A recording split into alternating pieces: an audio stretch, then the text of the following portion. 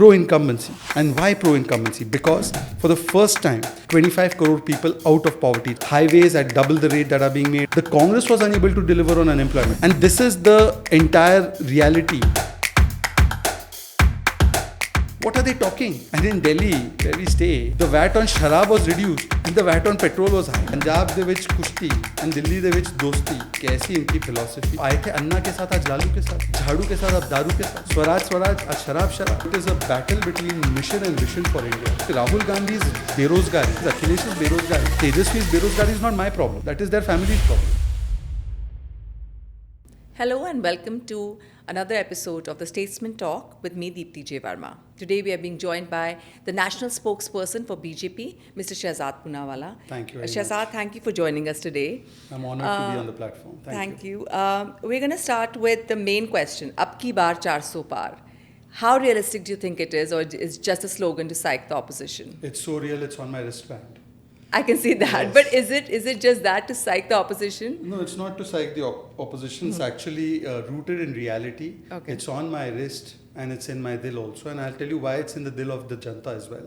It's because for the first time, after 2014, the word pro-incumbency, we've always heard, and many political analysts will tell you, anti-incumbency was the buzzword in political vocabulary. So people would say why this government did not last another term, why it was changed immediately by the people. But for the first time, if somebody has coined the term pro-incumbency because of their delivery and work, that is Narendra Modi. Whether it's 2014 to 2019, he gets a bigger mandate. Now, when it's 2024, after 10 years of incumbency, for the first time his leadership and his approval ratings are beyond people's imagination. Nowhere in the world has this been seen. And forget just the national picture. Look at what happened just in the round of elections before the national elections, the state elections. In Rajasthan, Chhattisgarh and Madhya Pradesh, the three big states in that entire contest, we had Congress, which was in power in Rajasthan, Chhattisgarh. It lost power just after 5 years. Madhya Pradesh, we had a government for 18 years, and we've got a bigger mandate than we've seen ever in Madhya Pradesh.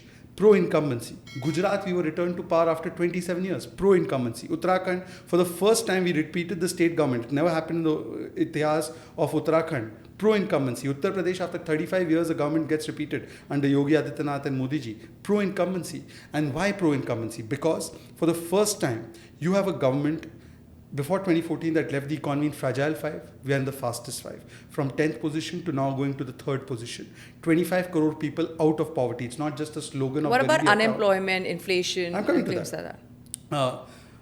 Whether it's 25 crore people being lifted out of poverty, whether it's 12 crore people getting toilets, 13 crore people getting tap water connections, whether it's the highways at double the rate that are being made. We used to have 11 kilometers per day being constructed as highways. Today it's 37 kilometers per day.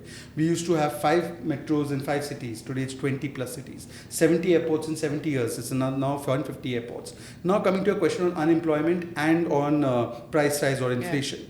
These were issues in the last set of elections as well. Wasn't it an issue in Chhattisgarh, Rajasthan, Madhya Pradesh? In Madhya Pradesh, let me start off by that. The government of Bharatiya Janata Party had kept the unemployment rate at 2.5%, whereas in Rajasthan, it was above 20% for the last 1 year. The Congress was unable to deliver on unemployment. And let me tell you the national perspective. This is a question that many people ask, 2 crore rozgar ka kya hua? This is a question that everyone asks. Today I want to give you facts and figures because you know I always come with facts and figures. When the UPA left power at 2014, EPFO data shows the number of subscribers were 11 crore. EPFO is a database where the employer also pays money and the employee also pays money. So this can't be fudged government data. That was 11 crores. Today it is 27 crores. That means 16 crore new subscribers have been added. Now you will say, but these could be people who already had jobs getting formalized today. For even if you take about 60% of that as new jobs, especially in the category of 18 plus or 21 plus, that amounts to 60% of 16 crore. Now you add those jobs have been added in the last 9-10 years. Let me give you another data point. NSSO has just come out with a report that the unemployment rate is at a record low of 7 to 8 years of around 3.1%. If you take state by state, I just give you the example of Madhya Pradesh, the unemployment rate is 2.5%. In Congress ruled states, it is beyond 10-15%. I'll give you another data point on jobs. We were constructing 11 kilometers per day highways in 2014. Today, 37 kilometers is being constructed. Who's constructing these extra 26 kilometers? People from Italy. People from Rome. If you had 5 metro stations, now there are 20. Who's constructing it? You had 70 airports. Today you have 150 airports. Who constructed the airports? So even if you see the data or you see the reality on the ground, the fact is that these jobs have been created. But you know who has betrayed us on unemployment and employment? Priyanka Vadra, before the Himachal elections, went and said that I will ensure 1 lakh government jobs, quote unquote, in Himachal Pradesh.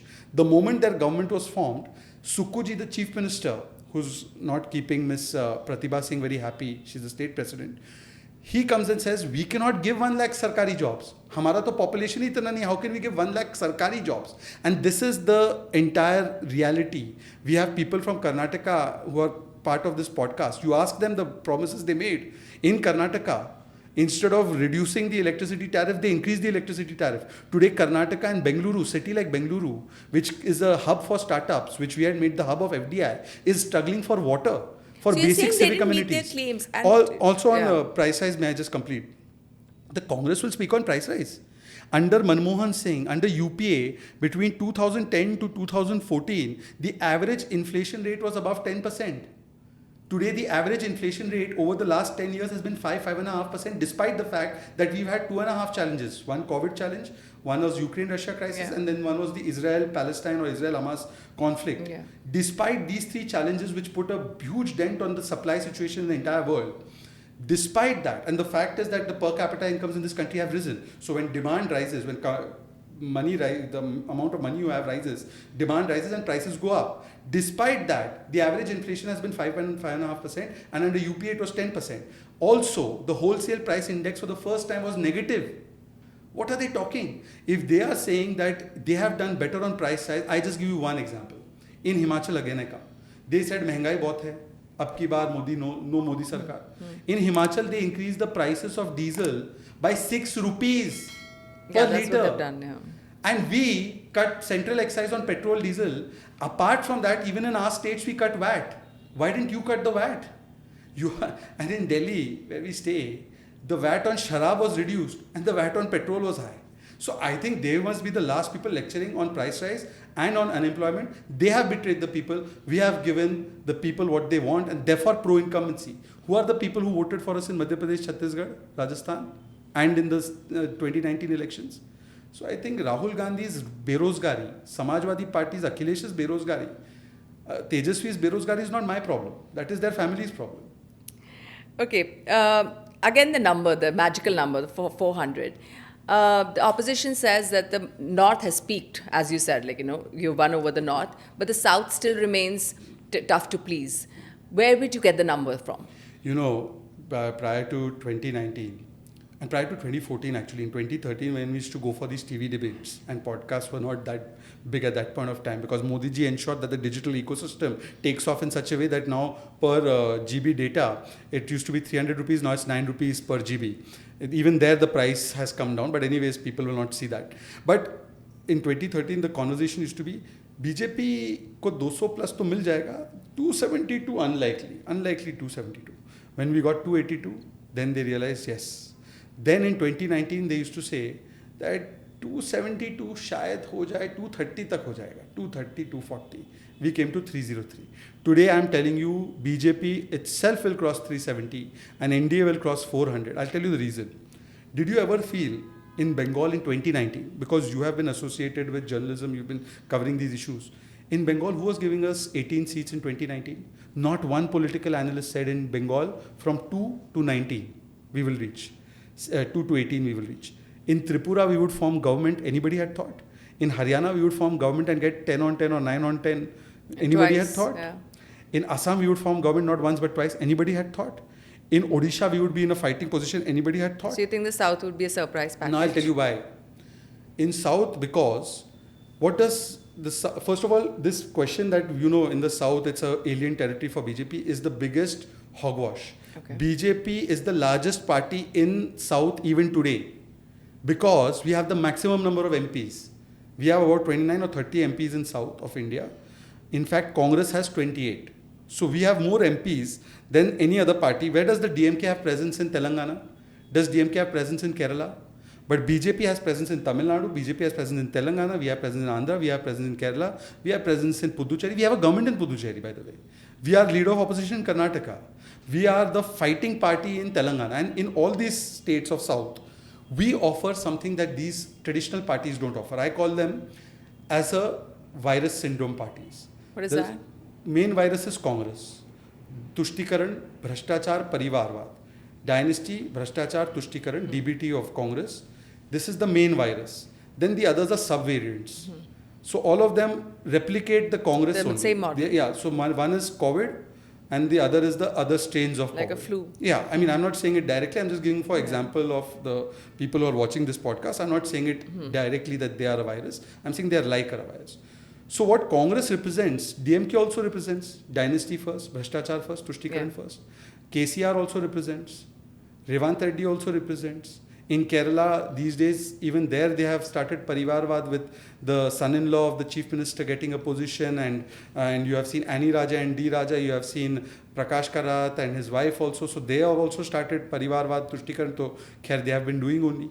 In every state, you see the main parties are offering that. The BJP, however, offers a break from family first, Bhrashtachar But when you first, take and Tushtikaran people first. who were practicing that kind of politics at one point, when they enter BJP, do you think the system changes them? Like, how does that work? Look, have you read the Mahabharata? Yeah. Krishna ji takes the support of many people who are on the sides of Kaurav. It doesn't mean that if they have fought for the sthapana of dharma, that their help or support can't be taken.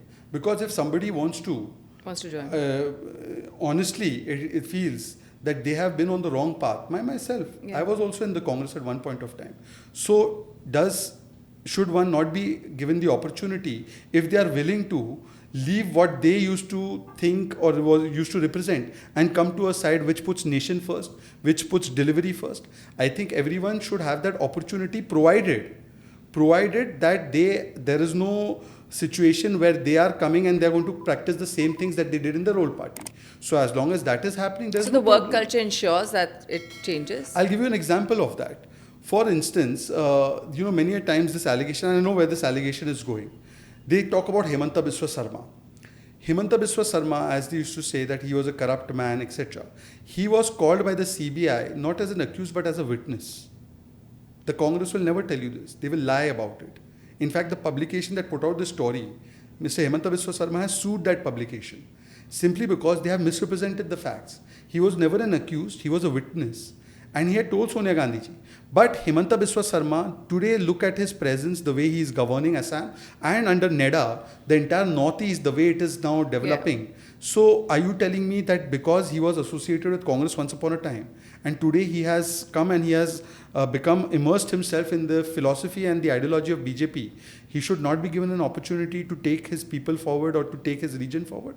So I think the BJP is offering a platform to those people who are keeping away the DBT, Dynasty, Bhrashtachar, Tushtikaran of Congress away and adopting the DBT that Modi ji talks about, direct benefit transfer. By the way, because of this direct benefit transfer, 30 lakh crores has been transferred to the poor people of India, and not 1 rupee was pocketed by anybody. Rajiv Gandhi used to send this money, 85 paisa used to go in the hands of Congressee. Today, 30 lakh crores was sent by BJP, by Modi ji. All of it was reached to the last man on the ground through the mobile phone technology Jam Trinity. Yeah. And that is the difference between their DBT and our DBT. Our DBT ensures that the poor man gets his due. Their DBT is only about their parivar. Okay, coming to Delhi politics currently, with Arvind Kejriwal in jail, what do you make of the claim that the Aam Aadmi Party is making, that they were such a big threat to BJP on national level that their main guy has been taken away? First of all, anything that we say should be rooted in facts. Anything that the Aam Aadmi Party says is never rooted in facts. They are always making arguments which I can say seem to be under the influence. Oh, I'm sorry, I should not use that kind of analogy. It will hurt them hard. So they should not look like they are under the influence when they are making these statements. They had one MP. That one MP also left them, despite being given a ticket in Jalandhar. They had one Lok Sabha MP. We have 303, and they are a threat to us. They have lost. That's not correct. Like even the BJP was 2 MPs once. No, one I'm upon not a saying that. time. But at that time, we did not say that because we are a threat to the Congress is doing this. Yeah. The Congress was a threat to democracy itself in 1975. That was established. But we never made such claims like they make. And I'll tell you why their claims are rooted not in facts but under the influence. Again, I'm using that analogy. It's purely coincidence that analogy is coming out. See, they fought 2014 Lok Sabha election. When they were at their peak, none of these people were in jail. Their real faces had not come out. They got less than nota. Less than nota, none of the above. In 2019, they got less than nota. In Uttar Pradesh, they lost 99% of their seats. In Goa, they lost all but 3 seats, where they spent all the sharab liquor scam money. In Maharashtra, they lost and they got less than nota. In Haryana, they got less than nota. And in Delhi, where they claim they have a Delhi model, the best model in the world. By the way, Raghav Chadda does not believe in this model. That's why he's abroad. Where is he? He's abroad. He's getting photographed with people who advocate for separatism in India. And his focus is not Rajniti. His focus is some other nitis, but whatever niti his focus is on, sharab niti or etc. niti. Having said that, he's gone abroad to get his eye surgery done.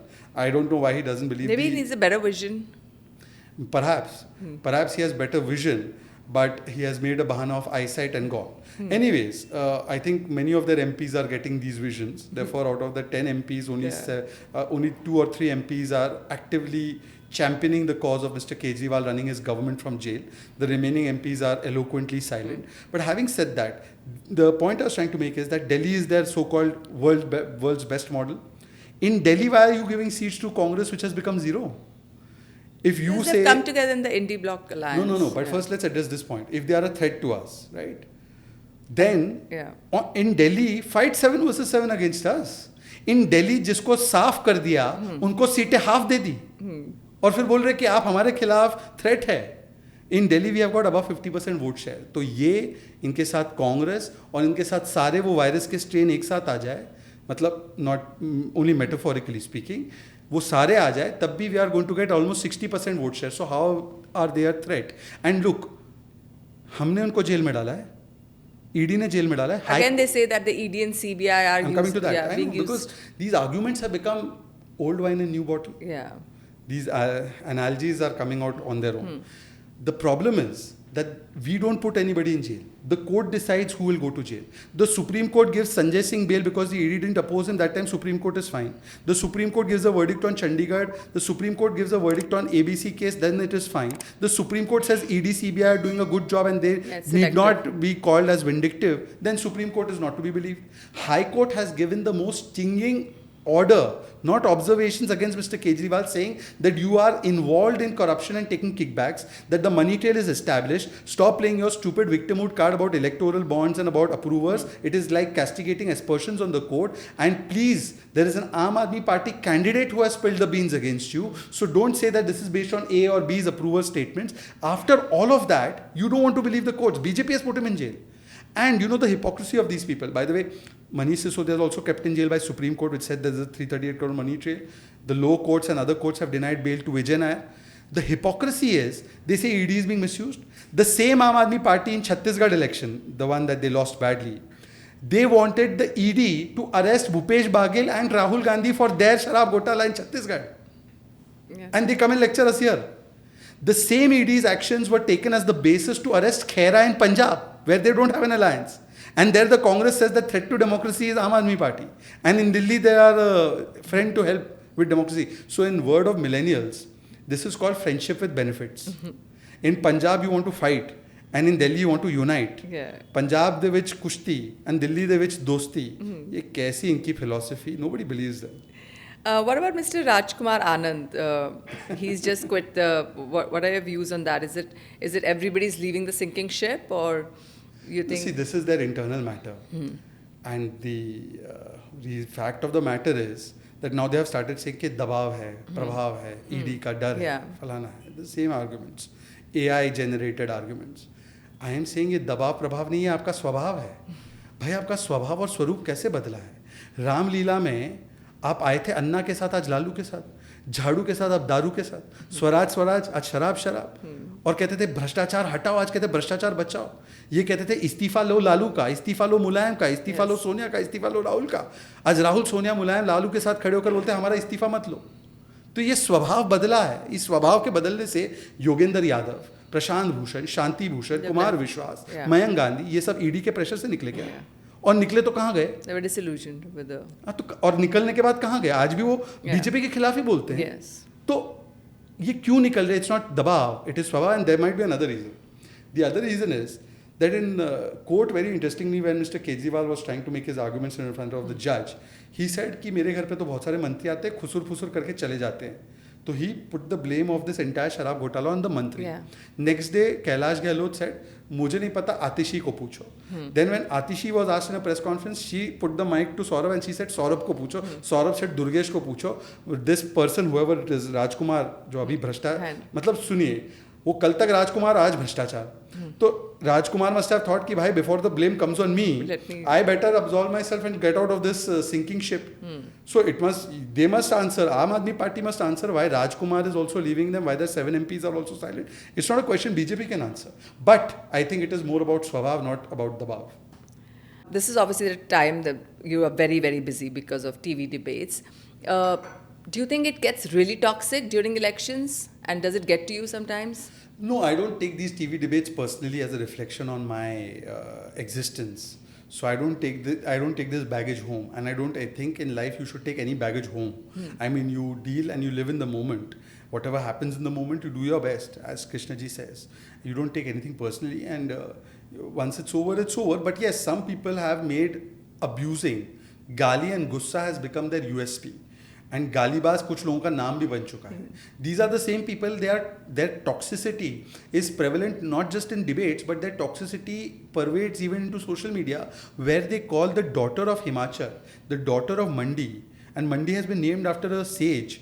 That Mandi is defamed because you want to abuse Kangana Ranaut.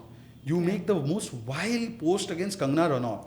In her defense, she said that she didn't make the post. Well, I did not take the person's name, but the fact that you understood who Galibaz is, you understood who is this toxic person, says a lot about the toxicity levels of that person. I understand this news. No, but the point is that everybody understands today. Anyways, so this Kupriya Harkat by Supriya Srinath, she says that somebody has posted it from my account. First of all, if the Congress party from 25th of March to the date we are recording this and will be broadcasted cannot figure who posted it from their own account, and then they talk about national security, am I to take them seriously? And what a great idea that Mahua Mitra's handle of parliamentary login is handled by somebody in UK or some other country, Dubai, sorry. This one's handle is operated by somebody and she can't figure it out in the last 15 days and she doesn't file an FIR yet. This kind of post has gone, which means that this post, it was not a Sahyog, it was a Prayog. And I'll tell you why it was a Prayog. It was not a Sahyog because... Prayog you mean as an experiment? No. Prayog I mean as a... Use of. It was thought of. It was not a coincidence as Sahyog. It was not a... I would change out Prayog. I would say it's Udyog. It is their Udyog. It is their business to be abusive. I'll tell you why. Because at the same time, a Gujarat Congress leader made the same comment about... in the same terminology as the one she used for Kangana and Mandi. And in the same time, Mrinal Pandey, another person who is in the Congress ecosystem, who used to run or be part of Prasar Bharati and then National Herald, she's part of the Congress ecosystem. She also made some distasteful comments, and it all happened at the same time. So how could it have happened unless it was said to be done by the higher ups? And therefore today also Supriya Srinath is where she is. Has Priyanka Vadra asked her a single question? Did Priyanka Vadra open her mouth on Sandesh Khali? No. Did Priyanka Vadra say anything about... They talk about Manipur though. Yeah, they should. In Manipur, the situation between two communities did get out of hand. The Home Minister, when they came to Parliament, made a 2-hour speech on it. The Prime Minister spoke inside and outside Parliament. We have nothing to be ashamed of. They weren't ready to listen to the speech. That's fine, because they did not have Manipur in their hearts or women's concerns at their hearts. If they did, they would have the gumption to listen to Manipur or the issues of the Northeast, which they had left as bomb, blast and ballot chori, which has now gone from that BBB of bomb, blast and ballot chori to development and decentralization and dialogue. Today, Bodo Accord, Bru Riang Accord, the Naga Accord, the Assam Meghalaya land border dispute, other accords have been signed during the BJP government's tenure, during the NDA government's tenure. 70 to 80% civilian deaths and security forces deaths have been reduced during our tenure. 1 lakh crore of projects are going on in Northeast because of our tenure. Airports have doubled because during our tenure. Prime Minister and ministers have visited during our tenure. You were happily giving away even Assam in 1960s. And those who gave away Kacha Tivu on a platter should not be the ones talking. But having said that, they never had Manipur in their hearts or the women of Manipur. I'll tell you why. The same stripping incident of a woman, of a 55-year-old, took place in Taran Taran in Punjab. Not one word. In Bengal also. In Bengal, in Malda, 2 Adivasi women, not one word. Yeah. Sandesh Khali women were raped. They were protecting Shah Jahan Sheikh, the perpetrator of this crime. In Jharkhand, you remember, in Dumka, a person from Spain, or she was from some foreign country, she was brutally raped. Not one word. In Karnataka, Belagavi, women was molested and stripped. The High Court took Sangyan of it and said that what is happening, this is like modern day Draupadi. Nothing to say. And on this post, nothing to say. And what Randeep Surjewala said about Hema Malini? Yeah. No answer. They don't have women concern in their mind.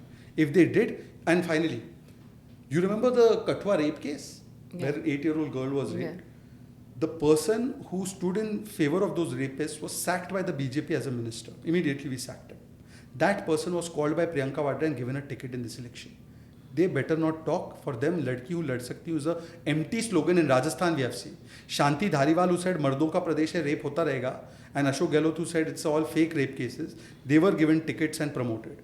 So they have no concern of women, and therefore the entire thing is not a Sahyog, it is the Udyog of Congress to abuse people, to abuse Nari Shakti, to abuse Jan Shakti, to abuse Yuva Shakti, and these days they are abusing Shakti.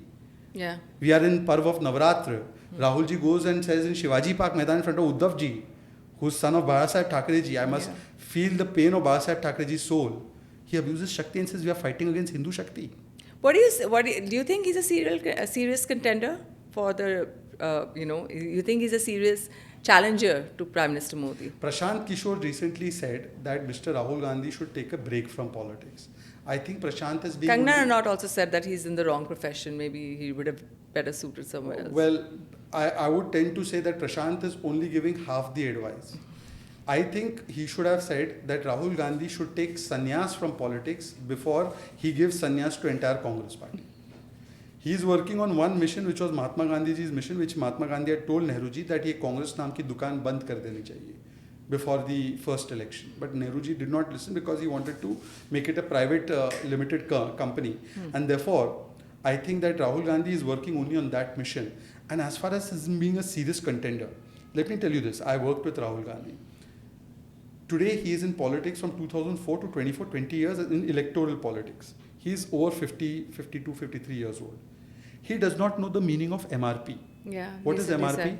Maximum retail price. He thinks that MRP is minimum retail price, which means that if this phone has a MRP of 5 rupees, it can be sold for 7 rupees, 10 rupees, but it can't be sold for below 5 rupees. I mean, if that is his understanding, then God bless him, because even my 5-year-old nephew knows that if I give him 10 rupees to buy a chocolate and he goes to a shopkeeper and the price is 10 rupees, he won't pay more than 10. The shopkeeper may want to sell it to him for 3 he can give a discount because he's my nephew. Yeah. But if Rahul Gandhi at the age of 55 doesn't know what my 5-year-old nephew knows, then I think the Congress people should decide. Forget that. He said Aishwarya Rai was at Ram Mandir Pran Pratishtha not once, multiple times. She was not there. He keeps taking her name. He said Manrega. Manrega is not a loan. Manrega is a scheme in which you pay. He said Manrega maaf kiya ki nahi kiya. And now he's got, you see, he's given chits. Every 6 months, Rahul's coterie gives him a new chit. So he reads that chit. Whatever is the question, he reads that chit. During one interview, historic interview Rahul Gandhi had given in that time to Arnab Goswami, he was given one chit of women empowerment. So whatever Arnab Goswami would ask him, Sikh riots, women empowerment, corruption, women empowerment. Today the new chit given to him is OBC. So he says OBC, OBC, OBC, not realizing that he is getting more exposed by his advisors. First of all, Congress, when it talks... Do you think it's a real issue, the caste census? Do you think it'll get them votes? The Congress has now come back to what I say is their original strategy. They have come back to their original strategy. Of divide and rule? Divided, exactly. The British left them with that legacy. They happily adopted it. First divided us in religious lines, then on language lines, then on various lines throughout. And today they have come to this caste division, and they alternatively played with the North-South card, where their MP from Karnataka, in fact DK Suresh's brother, DK Shivkumar's brother, DK Suresh said that the South should become independent. Why are they doing this? They don't believe in this. If they believed in it, by the way, Rahul Gandhi, who stopped the OBC caste census first in 1951? Shri Nehru. Okay. Who put stop on Mandal Commission report? Mandal Commission was constituted during the Janata government. Okay. Then Indira ji came to power again in 80s. 80, the report of Mandal Commission had come, but she did not implement it from 80 to 84. Then she got assassinated. Rajiv Gandhi came. He did not implement it. In fact, the slogan of Congress, you know what the slogan was? Na jaat par, na paat par, muhar lagegi haath par. Okay. Which means we reject caste. And when VP Singh government was formed with the support of BJP, we implemented Mandal report. At that time, Shri Rajiv Gandhi got up in Parliament on 6th of September 1990 and he said, this will divide society. Those people are talking about OBC caste census today. And if you are serious about it, in 2011 it was done. Why didn't you release it? Yeah. Because Ajay Makan and Chidambaram had opposed it. After that, in Karnataka you have done caste survey. Why aren't you releasing it? DK Shivkumar is opposing. In Himachal, why are you not doing it? It's your government. In Chhattisgarh, why didn't you release it? In Rajasthan, why didn't you do it? Why did you do it in your states? The reason is, today we have a Prime Minister who comes from this Samaj. Yeah. His name is Narendra Modi. Yeah. He is the first Prime Minister from the OBC community to complete his full tenure. The first Prime Minister must have been Deve Gowda from the OBC Samaj, but he has completed his tenure. Apart from that, the maximum number of OBC MPs come from the BJP. Maximum number of OBC ministers from BJP. The maximum number of OBC MLCs from BJP. MLAs from BJP. They are telling us about OBC. He's talking about the bureaucracy, I think. The bureaucracy also. Again, chit, halfly done, halfly researched and given. Today, who are secretaries in Government of India come from an empanelment of a particular age group. Which was done long back. Exactly. But first of all, the OBC entire Vyavastha came into this from 95 onwards. So anybody who's empaneled pre-1995 will not be categorized as such. Secondly, why did your father's government or your grandmother's government or your great-grandfather's government, why didn't they put this Vyavastha right from the beginning? Had you done that, today you would have all the OBC secretaries. But forget OBC secretary. I am telling them something else. Who is more powerful than a secretary, a minister, chief minister, my prime minister? We had an opportunity in the 3 states that we won. We gave OBC chief minister Mr. Yadav in Madhya Pradesh, Mohan Yadav. Who did you make? You made Revant Reddy, who said OBC DNA is less than Telangana DNA. He abused the Kurmi DNA. Why didn't you make an OBC or a Dalit there? And we are saying with challenge that our alliance's prime ministerial face is a OBC called Narendra Modi, who has given constitutional status to OBC body. You tell us your prime ministerial candidate. They don't have one right now. And let me tell you one more fact. BJP has never opposed caste census. You can check statement of Amit Shah ji. The only party to oppose caste census, mark my words and go and Google this, is Trinamool Congress. Till date, India Alliance has not come out with a document or a single statement on this because TMC opposes it. Now, if Rahul Gandhi has the courage of conviction, if he believes in this issue, go have the courage to go and ask Mamata Banerjee what her stand is. He can't ask. Because Mamata has shown Rahul Gandhi and Congress their place. Coming back to the TV debates, what about at home? Your brother is the other end of the political spectrum. I mean, I've left many family WhatsApp groups because the argument gets so heated sometimes. How do you manage that at home? Is it a conversation you guys have at home? My brother and I don't stay together. When we had a political fallout in 2017 December. With friends, how do you manage that space? Well, first getting to my brother. So we don't stay together. He stays separately. I stay separately. And I think that, of course, now we are better at managing our differences which are political because he's also given, he and his lovely wife, my bhabhi, have given birth to a young champion called Zurwan. So obviously my political differences, I always think that it should not translate into personal differences. But I'm also a very firm believer in what Krishna ji had said, that to Arjun, that you can't see if the person who is fighting against the cause that you think is essential for dharma, whether it's your cousin or your brother or anything, you have to see the cause that you're fighting for. So even if on a cause, my parivar is on the wrong side, I will fight them tooth and nail, whether it's a debate or whether it's on the ground. So I put nation first. For me, my nation is my parivar. For my brother, that parivar is his nation. So he takes their line, he defends Rahul Gandhi or day in and day out. Okay, and my last question to you is, your Twitter bio reads that your religion is Islam, your culture is Hindu, and your ideology Bharatiya. What about the first-time voters? You know, there are a lot of first-time voters in India today. For the upcoming elections, what should they base their vote on? These are two separate questions. Because they all form a part of an identity, yes. right? So, firstly, let me address what the first-time voters should look at. The Navmatdata should look at only one factor. A person like me, I don't have anybody in political family. I don't have a political background. The only reason why Shehzad Poonawalla is a sitting reality in this country and gets a space and voice to speak is because I am in Narendra Modi's, Amit Shah's, Nadda's BJP. Had I been in any other party, the only task I would have, like I had in the Congress, was to pick up the shoes of one family. The fact that I'm not a shoe holder but a shareholder in this country's future is only possible because I'm in Modi's BJP. And therefore, look at it. What does Lalu want? He wants Tejasvi and Tej Pratap to become something. What does Sonia want? Rahul and Priyanka to become something. What does Sharadji want? Supriya to become something. What did Mulayamji want? Akhilesh to become something. What does Shibu Soren want? Hemant Soren to become something. What does Kejriwal want? Nowadays he wants Sunita to become something. They all want their family members to become something. Narendra Modi wants that not his family, but your family should become something. And therefore, the difference is that Narendra Modi works with mission and with vision for the country. And then on the other side, you have those who have no mission or vision. They have their family-run profession, their own ambition, their commission and corruption, and the politics of division and Tushtikaran. So it is a battle between mission and vision for India to make India great, to make India developed by 2047, to ensure that we have a global voice like we did during the Ukraine-Russia crisis, to have issues and things like G20 in this country where India's presence was registered across the world, to take crores of people out of poverty, to build infrastructure at breakneck speed, to take the economy to third spot and perhaps even higher. This is the mission and vision. On the other hand, they are going back to the politics of the 18th century. Caste, religion, divide, abuse Sanatan, abuse Hindus. So the difference is clear.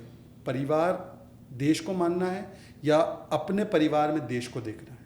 India is Indira या मोदी कहते हैं कि ये पूरा भारत जो है मेरा परिवार. That is the difference. As far as my bio is concern, I am born into a Muslim family, therefore I am Muslim by religion and faith. But my culture doesn't change because of my faith. I am not an Arab person with the culture of Arabs. I am not a person who has a different culture. My culture is Bharatiya or Hindu. Hindu because Hindustan comes from the word Hindu. Yeah. Everybody who stays in India, who stays in Hindustan is a Hindu. So our culture doesn't change because our faith has changed. In fact, you know, per capita Ram Leela, where it is organized more than India? In Indonesia, which is Muslim dominated. Yeah. Why their airlines is called Garuda Airlines? Why they had picture of Ganeshji on their notes? Why they do Ram Leela? Why is the name of the king of Thailand King Rama 1, King Rama 2? Because even when their religion changed, whether they are Buddhists or whether they are now Muslims or whatever they are, their Sanskriti and culture doesn't change. And therefore my Sanskriti, my culture, my Adarsh cannot be Aurangzeb or Babur. Yeah. It is Prabhu Ram, it is Shri Krishna, or it is APJ Abdul Kalam. And therefore I keep this as my bio, and everybody now realizes that the Congress wants us to believe that Afzal and Aurangzeb, these are the icons of Muslims. Whereas Prime Minister Narendra Modi ji and the BJP believes that it is APJ Abdul Kalam, Ustad Bismillah Khan, Veer Abdul Hamid. These are the icons of Indian Muslims. And therefore these people are the ones who are given their place of due honor also, which the Congress never gave. And this is the difference between the two mindsets, which is reflected in my bio also. Thank you, Shehzad. Thank you so much for talking to us today. I know it's a busy time for you. All the best, and hopefully you guys come out of this stronger and Aapki baat 400 par is going to be a reality. Yeah. All right. Thank you so much. Thank you so much. Jai Hind, Jai Bharat. Thank you.